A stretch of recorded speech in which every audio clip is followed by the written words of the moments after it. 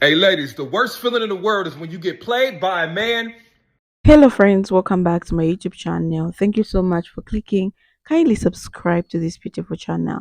So, in today's video, we'll be talking about why some women get played by men. This is not placing blame or pointing fingers. It's about understanding the dynamics at play so we call all to protect our hearts and make better choices in relationship. So, I'll put the videos together so that you watch and learn, and I'll be back to share my true sense, like what I think about today's video.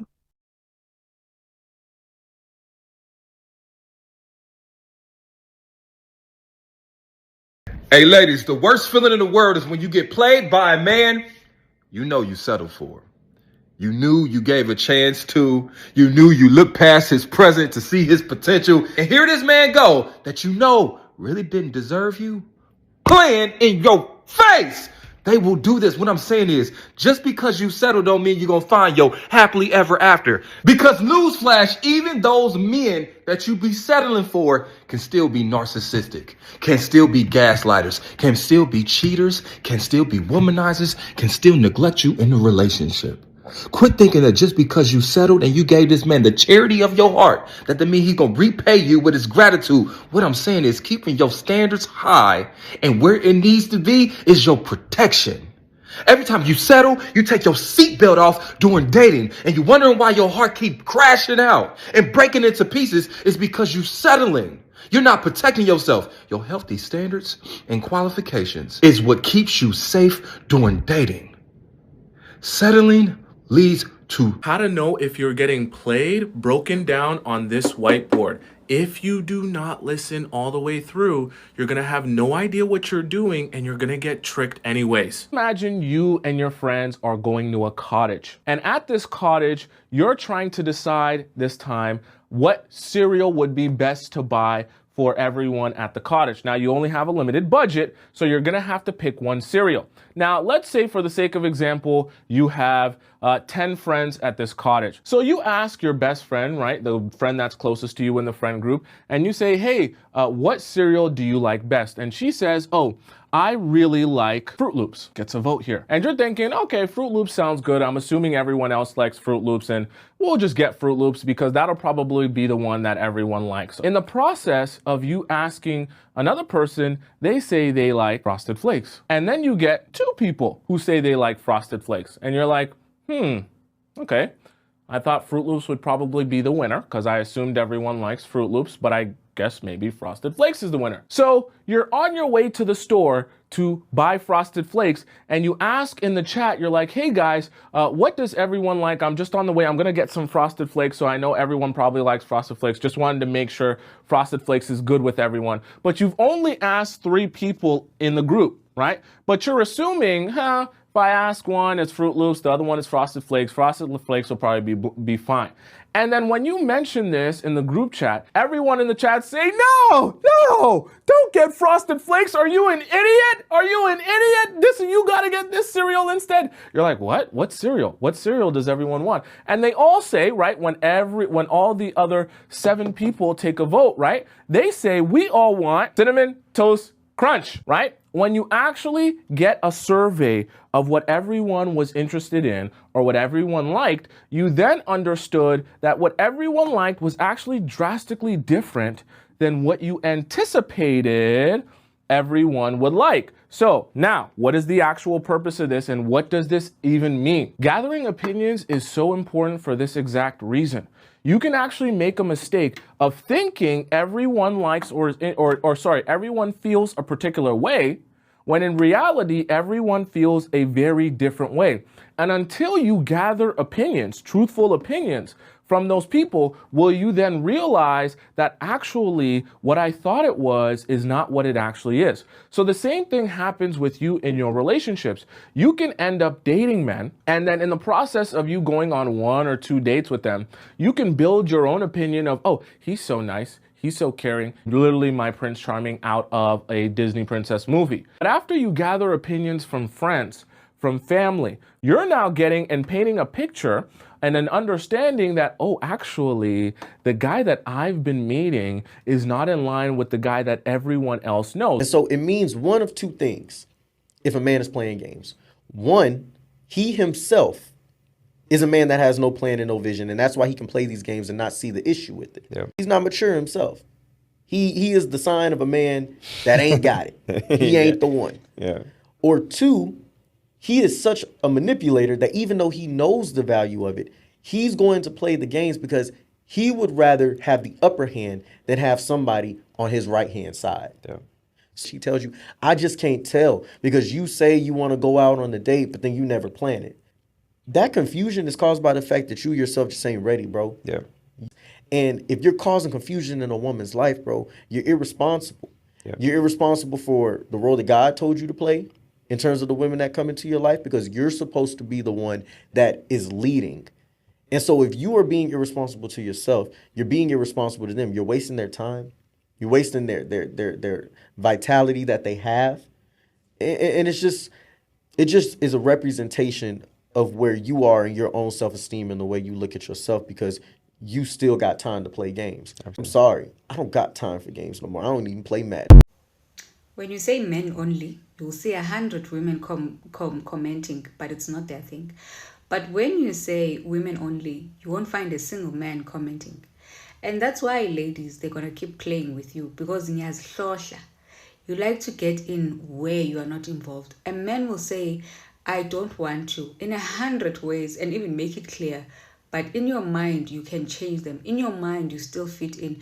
In your mind, there's space for you. That's why Benidlan. Because you don't listen. They will tell you, and phone, I've got a woman. Nah, I'm just here to play. Next thing you're calling after 2 years, nah, I've got feelings. What must I do with these feelings? Now you want to call the wife. You want to call. So that's a video, guys. I'm just here to share my true sense, like what I think about today's video. Why some women are being played by men. Okay. So one major reason some women get played is ignoring the red flags. You know those little warning signs that tells you something off, but you choose to overlook them because you're invested or don't want to seem paranoid. For example, maybe he's inconsistent with his communication or avoid talking about commitment. Ignoring these signs often leads to heartbreak because those behaviors usually point to someone's who's not serious or genuine. Another factor is falling for words over action. Some men know exactly what to say to keep you hooked, but their action tells completely different story. Maybe he says you are the only one he is interested in, but he's still active on dating apps or avoid introducing you to his friends. Actions speak louder than words, and if they don't align, it's clear sign you might be getting played. Another reason being too trusting too quickly.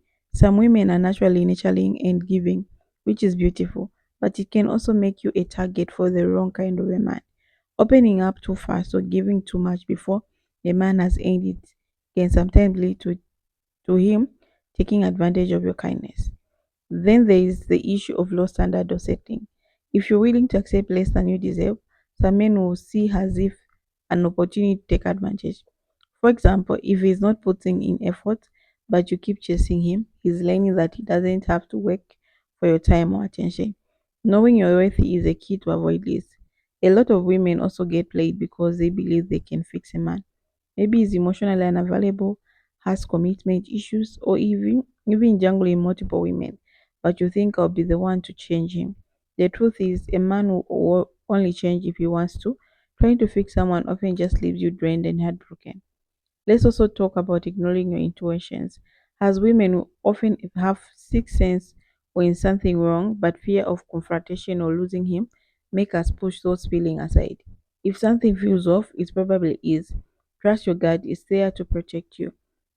Another reason some women get played is focusing too much on potential instead of reality.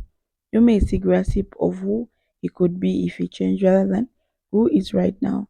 The problem with this is that you are building your relationship on hope, not fact, and that often leads to disappointment. Some men play women because they sense they can. Unfortunately, if they don't set boundaries or enforce them, you signaling that you tolerate disrespect or inconsistency. Boundaries are about pushing people away, okay? Showing them how you treat you. Without them, some men would test your limit and take as much as they can get. So those are the reasons why some women get played by men. Remember the goal here is not to make you feel bad, but to empower you, recognize these patterns and protect yourself. If you ever played, don't beat yourself up. It happens to the best of us. The key is to learn from it and move forward stronger. If you found this video helpful, kindly comment on these videos. So you guys, I know I know you want to be with someone. I know you like this guy, but if someone is not committed to you, please step back. It's very important for your mental health, okay? So don't let someone play you. Like sometimes as women we see things black and white. Like you can even see from far that this person is not interested in me. This person is seeing another woman, but you keep chasing, you keep wanting to be with this person. And always in our mind to say, I'm going to change this person. You can't change a grown ass person. There's no way you can just change a person who's grown already. The only person who can fix that person, it was the mother. You don't have time to build a person. You don't have time to start babysitting. You don't have that time. Okay, so if someone brings draining energy in your life, kindly cut them off. It's very important for your own peace, for your own uh peace of mind. Your mental health is really important. Okay, I know it's hard to let go, but when you let go, you have the all power to yourself. Okay, and one thing you should learn to love yourself. As much you love yourself more, you want to relate some of the things to yourself. And some of the people they go celibate. It's okay to go celibate because you want to win your power back. You want to have all the energy back which was getting from you. Someone drained you. For you to heal, you have to be celibate if you can manage. Okay, so that's a video for today actually. Um I don't want to waste much of your time, guys. All I can say is that thank you so much for joining. I really appreciate, and you guys don't forget to like this video because it helps with my algorithm. All I can say for now is I'm going to see you in my next episode.